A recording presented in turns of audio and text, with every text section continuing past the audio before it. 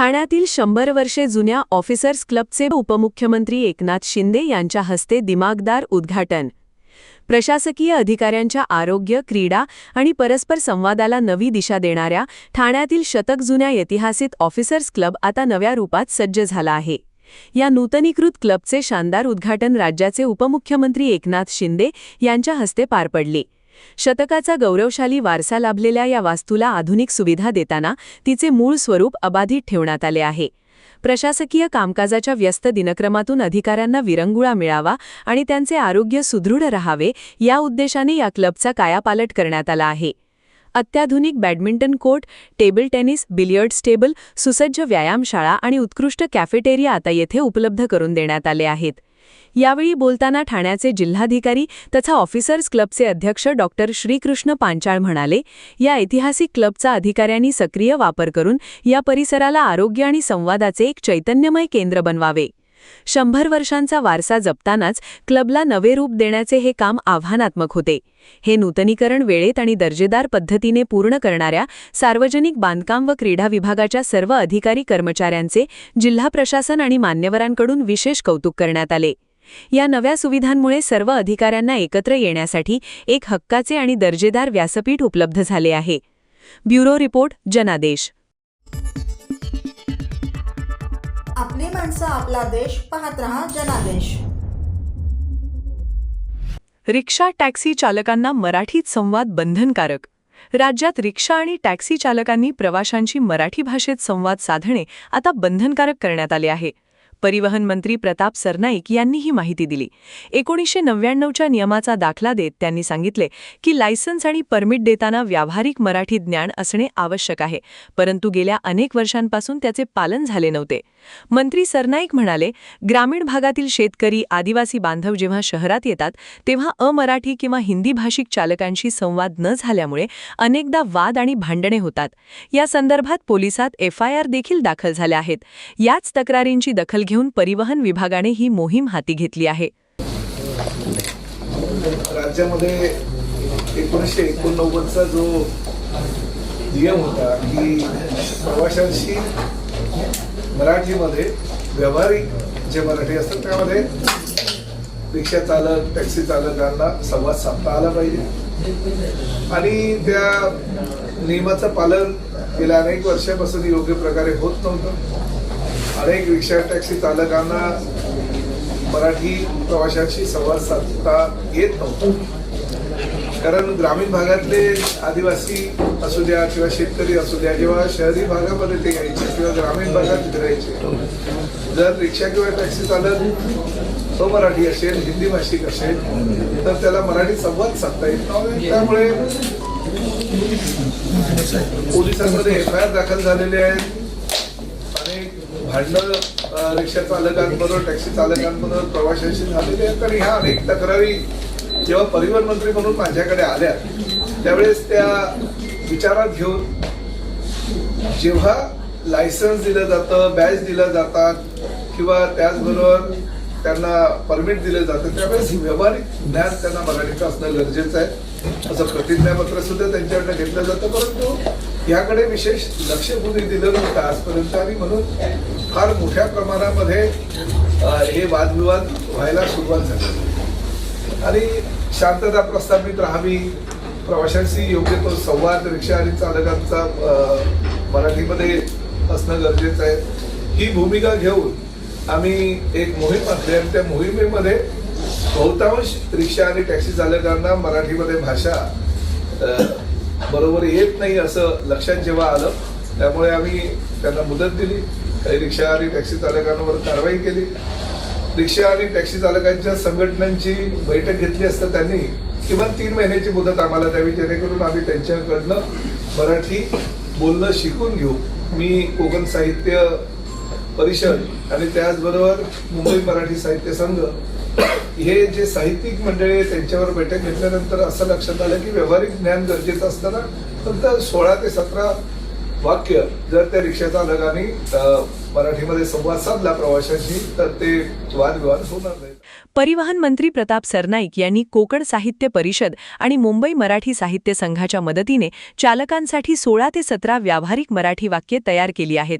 ही वाक्ये शिकल्यास प्रवाशांशी होणारे वाद टाळता येतील असे त्यांनी स्पष्ट केले. राज्यात शांतता राहावी आणि प्रवाशांशी योग्य संवाद व्हावा यासाठीच हा निर्णय घेतला आहे, असे मंत्री प्रताप सरनाईक यांनी सांगितले. ब्युरो रिपोर्ट, जनादेश. आपली माणसं, आपला देश. पाहत रहा जनादेश.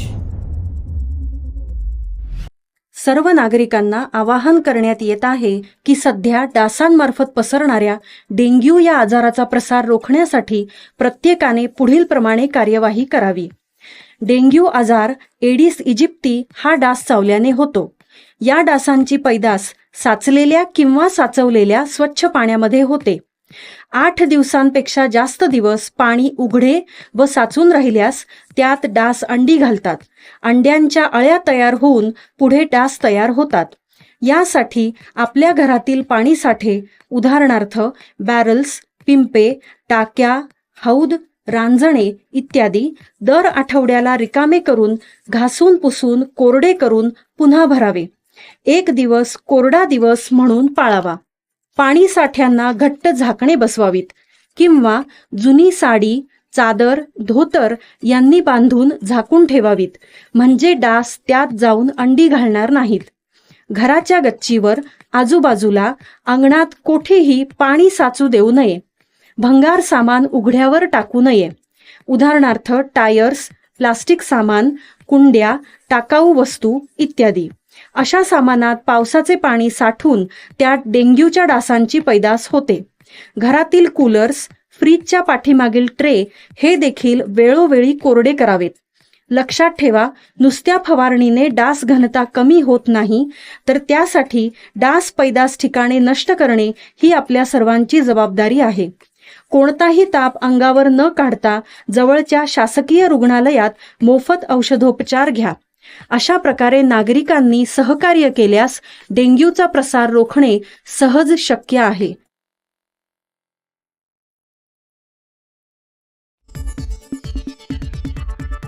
आपली माणसं, आपला देश. पाहत रहा जनादेश.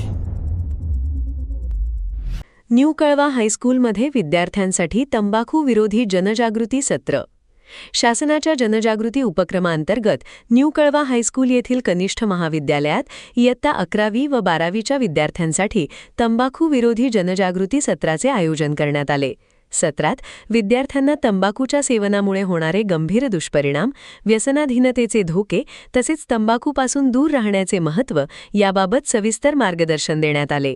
वक्त्यांनी तंबाखूचे विविध प्रकार, शरीरावर होणारे घातक परिणाम आणि दीर्घकाळ सेवनाने निर्माण होणाऱ्या आरोग्यविषयक समस्या यांची माहिती दिली. ताणतणाव कमी करण्यासाठी किंवा मित्रांच्या आग्रहामुळे तंबाखूचा आधार घेऊ नये असा महत्त्वाचा संदेश यावेळी देण्यात आला.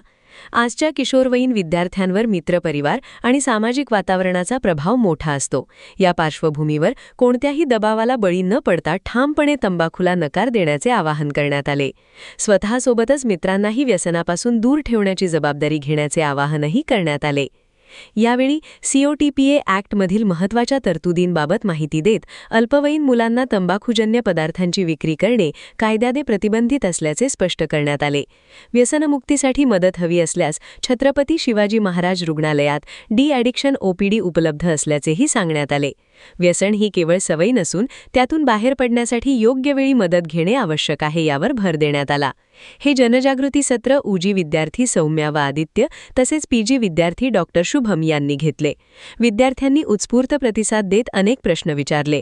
या उपक्रमासाठी छत्रपती शिवाजी महाराज रुग्णालयाच्या अधिष्ठाता डॉ. स्वप्नाली कदम यांचे मार्गदर्शन लाभले. तंबाखूला नाही, निरोगी जीवनाला होकर या संदेशाने सत्राची सांगता झाली. ब्युरो रिपोर्ट, जनादेश. आपली माणसं, आपला देश. पाहत रहा जनादेश. ठाणे महानगरपालिका शाळांमधील हिमोग्लोबिनोपॅथी तपासणी शिबिराचा शुभारंभ. ठाणे महानगरपालिका शिक्षण विभाग आणि राजीव गांधी वैद्यकीय महाविद्यालय, छत्रपती शिवाजी महाराज रुग्णालय कळवा यांच्या संयुक्त विद्यमाने ठाणे महानगरपालिका शाळांमधील आरोग्य तपासणी शिबिरांतर्गत हिमोग्लोबिनोपॅथी चाचणीचा ठाणे मनपा शाळा क्रमांक 69 कळवा येथे करण्यात आला. हिमोग्लोबिनोपॅथी हा सिकलसेल ॲनिमिया, थॅलेसिमिया आणि हिमोग्लोबिनशी संबंधित इतर अनुवांशिक रक्तविकारांचा महत्त्वाचा गट आहे. हे विकार पालकांकडून वारशाने मिळतात आणि संसर्गजन्य नाहीत. तज्ज्ञांच्या मते नियमित तपासणीतून लवकर निदान करणे ही या विकारांचा भार कमी करण्याची सर्वात प्रभावी रणनीती आहे. विशेषतः बालपण, किशोरावस्था किंवा लग्नापूर्वी तपासणी केल्याने वाहकांची ओळख पडते. वेळेवर निदान झाल्यास बाधित मुलांसाठी योग्य उपचार, लसीकरण, पोषणविषयक मदत आणि नियमित पाठपुरावा करणे शक्य होते, ज्यामुळे त्यांचे जीवनमान सुधारते. या उपक्रमाअंतर्गत माध्यमिक शाळा क्रमांक 2, शाळा क्रमांक 115, 70 व 69 मधील एकूण 250 विद्यार्थ्यांची हिमोग्लोबिनोपॅथी तपासणी छत्रपती शिवाजी महाराज रुग्णालय कळवा यांच्या वैद्यकीय पथकाद्वारे करण्यात आली. कार्यक्रमाला नगरसेविता अपर्णा साळवी, अधिष्ठाता डॉक्टर स्वप्नाली कदम, सहाय्यक आयुक्त ललिता जाधव, डॉक्टर मोहित रोजेकर, URC प्रमुख मुस्ताक पठाण, गटप्रमुख संतोष दळवी, CRC समन्वयक किरण लहामते, मुख्याध्यापक वैशारी प्रभू, प्रतिभा पाटील, शाबान शेख यांच्यासह शिक्षक उपस्थित होते. हा उपक्रम डॉक्टर मिताली संचेती, उपायुक्त शिक्षण विभाग, शिक्षणाधिकारी शेषराव बडे, गटाधिकारी संगीता बामणे आणि अधिष्ठाता डॉक्टर स्वप्नाली कदम यांच्या मार्गदर्शनाखाली यशस्वीपणे पार पडल्या. शालेय स्तरावर आरोग्य तपासणीला प्राधान्य देऊन विद्यार्थ्यांना निरोगी आणि सुरक्षित भविष्य देणे हाच या उपक्रमाचा मुख्य उद्देश असल्याचे आयोजकांनी सांगितले. ब्युरो रिपोर्ट, जनादेश.